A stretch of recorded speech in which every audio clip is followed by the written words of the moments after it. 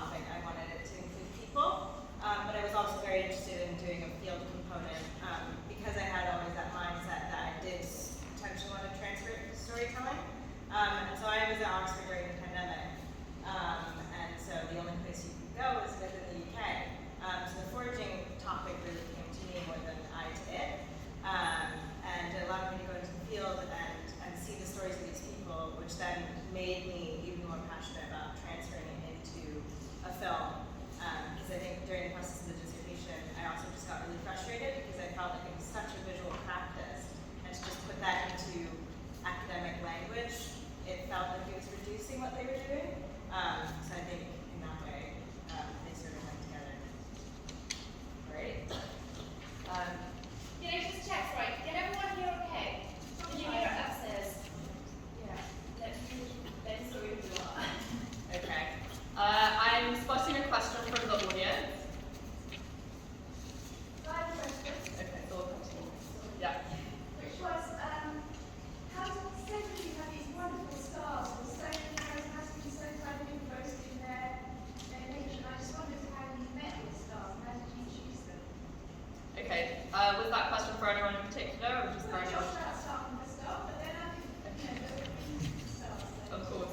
So I kind of met Slaven just because he was so friendly on email. I kind of reached out. I wanted to make an originate film on links in Croatia.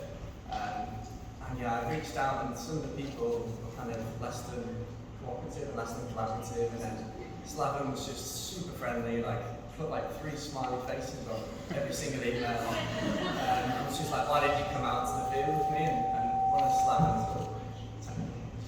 one of Slaven's specialty is bears, and other large carnivores in that region. So it just kind of really fell into place, and it just felt right coming in. So that's how I met Slaven. And yeah, it's today. It's great.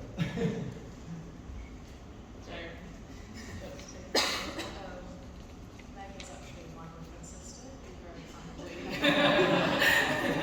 let me come and see the frogs, and very kindly spoke to us all about herpetology and the actual amphibian that Upton Wildlife Park are involved in. So I was very, very lucky to have that link already.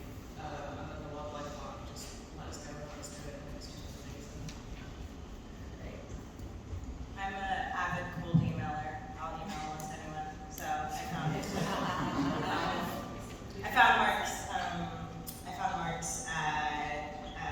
Instagram when I was deciding to do the foraging stuff, and I then found his email, and I just messaged him and was like, I'm already on my way to Scotland.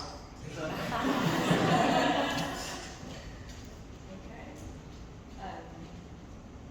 Did we have another question? Can you speak into that mic? Because honestly, otherwise, we want you. Okay, we do have another question. Thank you. I'm going to cheat and ask 2 questions, if I may.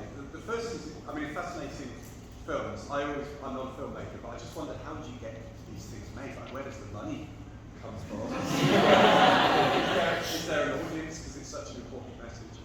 And then my second question is, we read a lot about eco-anxiety with young people, especially. So I don't know, are you going to take this to schools? I think it's a brilliant, the concept of positivity around conservation is such a brilliant. I love the fact that you brought all of these films together, and I think it would be a wonderful thing for youngsters to be able to hear these. Yeah, but you repeat the question for us, yes? Yeah, I will. Okay, so we had 2 questions. If I'm correct, I think the first one was more for the filmmakers and the second one was more for the organisers. Yeah? Okay, so the first one being around how do these films get made? How do they get funded? And where do the ideas come from? I think these are such important questions. So maybe we'll just address that first, and then I'll answer your question on the organiser's perspective. Shireen, would you like to go first? Sure. There was no money. There was no budget. Basically, I'm an animator, and I work normally during the year for businesses and nonprofits. And during the pandemic, I had no work, and I was basically kind of an at-home, stay-at-home, mom with 3 kids, educating them, and I was wanting to keep my sanity. And the only way to do it was to make a film, and so there was no budget.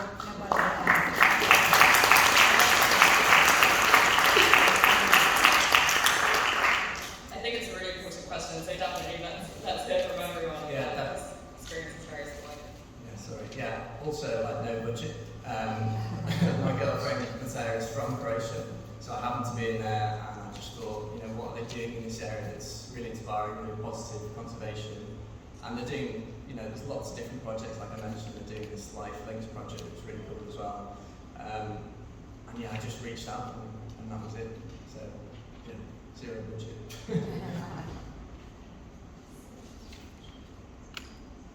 Once again, zero budget.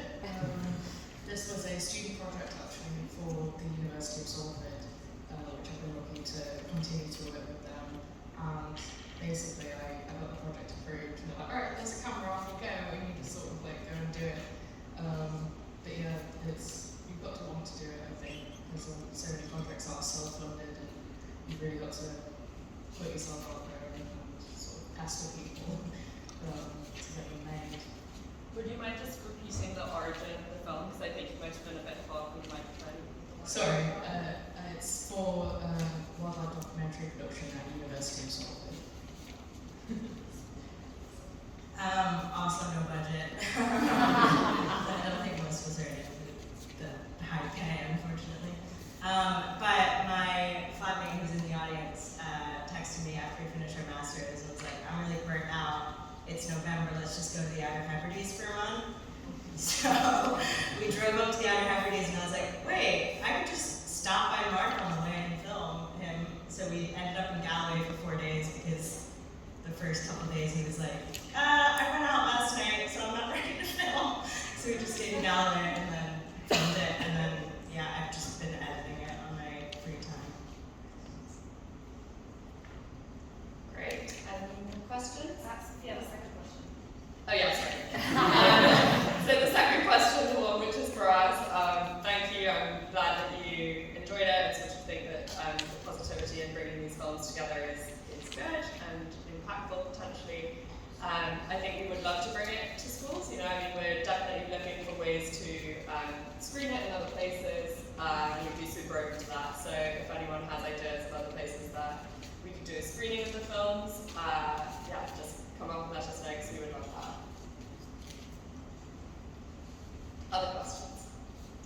So I've got a question. I feel like I'm cheating because I'm one of the organisers. But you've all produced such amazing films, all very individualistic in your ways and how you work. What's next for all of you guys? Okay, so a daunting question. What is next for all of our filmmakers? Should we go this way now? Great question. My parents would love to know. That film is now part of a 4-part series, all of roughly the same length, following 4 foragers in the 4 seasons. So I've just finished filming the last episode, Summer, seaweed foraging, which I'm obsessed with, and so I'll be releasing them probably in the next couple months, and then go from there. I also want to remind to the Outer Hebrides. I'm actually working on a project in the Outer Hebrides on an island called Mingulay, and I'm studying the seabird populations there and how climate change is affecting them. So that's what I'm working on for my dissertation for my degree. And then after that, who knows? But it's just amazing to get to make these films, and I really hope that I can continue to do that after uni. Yeah, exactly the same. I really hope I can continue to kind of make these films that, you know, highlight people like Slan who. I think we've got a double mic situation. So I think that one is currently working, but this one's needed for Yeah, so continue to make films that highlight people like Slan who, you know, he probably doesn't want the spotlight, but people who really deserve it, you know. I'm currently working with Wildlife Conservation Society, and I'm doing a couple of stories to kind of highlight their projects, but telling it from just like a real focus on storytelling in their projects, because I think in conservation it's quite common to tell it from a scientific perspective, you know. So it's kind of like, we did this, these are the results. But I really think storytelling has such power for conservation and can really make a difference. So that's what I'm planning to do next.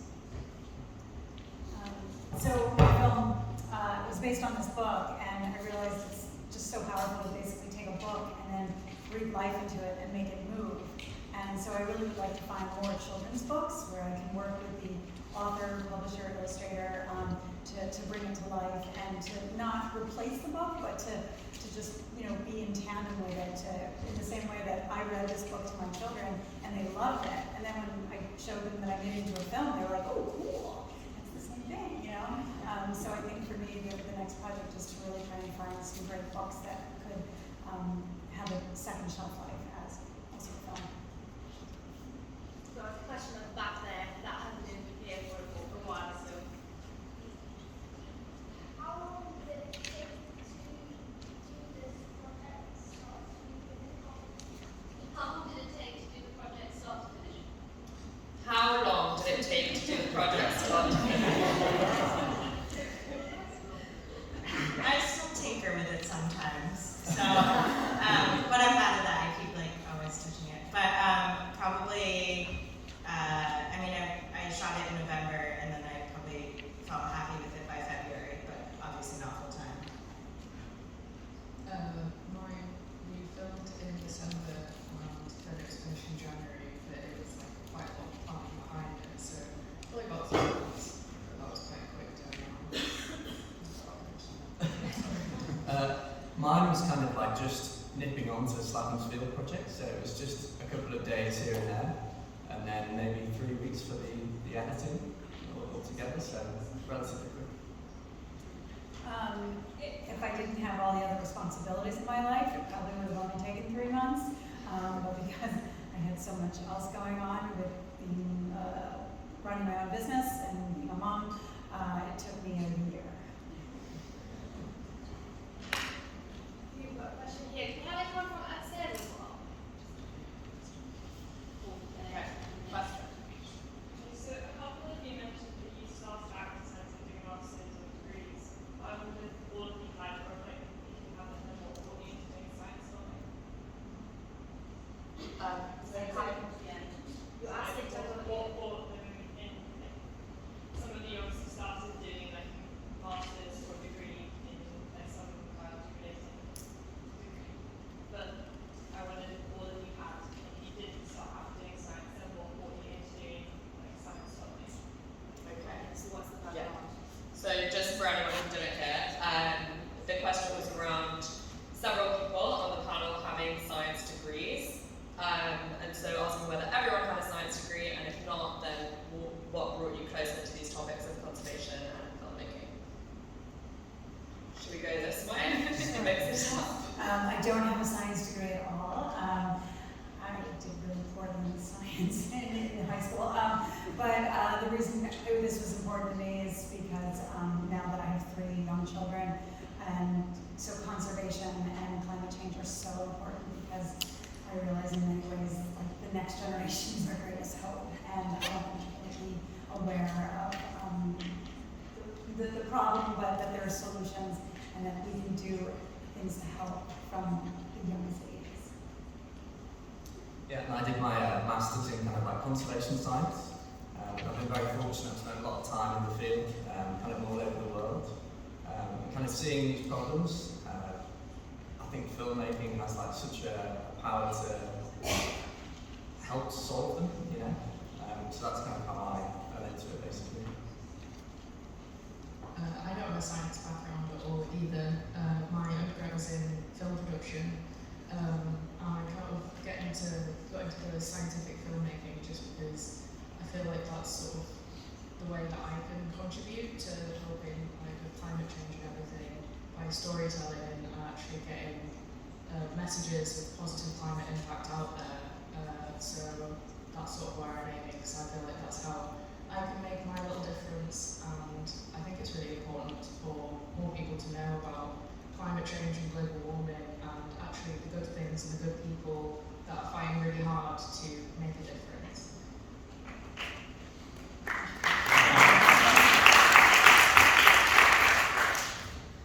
My background is in social science, specifically anthropology, human geography. So I think it's really important to talk to people and find out their interactions with nature, and that's kind of where I came from with my film as well. there. Yeah. You all talk quite a lot about storytelling and it being a powerful thing. I imagine that also has dangers associated with it, because you can tell stories that lead people in direction of the wrong or whatever. Have you thought about that and how you go about avoiding? Okay. So yeah, a question on the power of storytelling and sort of in what ways you feel the responsibilities of it when you're creating a film, or do you think that there's any potential for sort of danger in telling stories that might lead people in a sort of direction that you wouldn't want them to go? I mean, I guess foraging it can be extraction of biodiversity, so you have to be definitely careful about that. And so in the whole series and at the end title cards it says how to forage sustainably, because I think it is really important for connecting people to nature. It's a different form of connection where people can not just see the landscape as something that's homogenous, but they know individual species and they care for that land. All the foragers that I know are the biggest advocates for their local areas that I've seen. And so I think telling a story sensitively so that people know that it's not just about take, but more about that connection. That's hopefully what I have done. Yeah, I think when you're creating a story and you're looking at a specific area, whatever field, you have to think about it ethically, how people may perceive it, and also, especially with scientific and wildlife documentary, you've really got to make sure that your research is firm and you've got reliable sources. And I think that is the responsibility of the filmmaker to make sure that you are giving correct information, not to mislead anyone, but also not to upset anyone. And if you want to get a message out, so you want it to be the right message. Yeah, I completely agree. I think it's a really good question. I think you have a lot of power as like a storyteller, and you really have to like use it carefully. So yeah, you're essentially crafting a narrative about something. So for example, for bears, you could craft it around conflict, and you could shape that in like a very negative way. But I think what we've seen today is there's lots of these positive stories, and it's really important to shape it in that sort of way because it gives people lots of optimism, and people can then help to solve it in different ways. But you do have a lot of power, and you have to be quite careful. I think it's a good question. Of course, being from America, I'm very sensitive about something like fake news. So, I really believe that any project I'm going to work on, that I want to make sure that it is based in fact and is truth. And to me, that's the most important thing. So that's something I'm conscious of. In terms of even the clients I'm choosing to work with for my own business. We have room for one more question. Anyone like to ask it? No, I have a question. I want to ask. So I'm going to ask one question sort of more directly and then one widely. So the first one I wanted to ask about was actually Shireen, around animation. So we saw several animations in this film festival. What new thing, what sort of other dimension do you think that animation brings into storytelling that some of these live action films don't, right? Like, in what ways can we learn and use animation in conservation storytelling?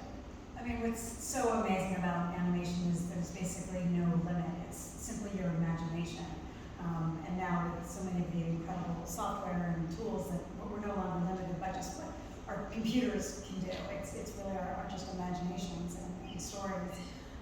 So to me, I see that animation just has the potential to really just open up and just make the storytelling of conservation explosive. In that, maybe we can't get cameras to capture an animal doing a certain thing, but we know the animal does it, and so but maybe we can show that through animation. So I think the potential is just unlimited, and I want to do so many more films now because I can do animation, and the combination with conservation is really exciting. Yeah. So thank you. Now I have a question for everybody on the panel, and so it might take a little bit of thinking. sum up, what makes you optimistic about the future of nature? Hopefully there's something. If not, you're welcome to say that as well. Whoever feels ready, take the mic. I'll go. I've already mentioned it a few times, but it's my children, and that they're this like open minds, and they'll kind of do anything in the sense that, like, you know, one of my kids said, well, why can't I just throw like a piece of garbage on the floor? And I'm like, well, you can't, because if, let's say, 8 billion people did that, then there would be 8 billion pieces of garbage on the ground. And so, to me, I feel so much potential because they're children and their minds are so open to learning new things, and we can shape them to help understand the way to do things to help our planet and therefore us as a species and the animals. Inspiration in the next generation. What anyone else want to say? I'm not sure if I'm ready. No, that's all right. I guess it's people, you know. People, obviously, we're causing lots of these problems, but we also have the power to solve them. And there's people like Slavin all over the world who are doing like incredible things to solve these problems, who are really passionate, really dedicated to it. So, yeah, people. I think people too. I mean, everyone in this room, everyone watching, there are so many people that do care, and we can't focus on the negative and the people that say it's not real, because there's so many of us that know it's happening and know how important it is.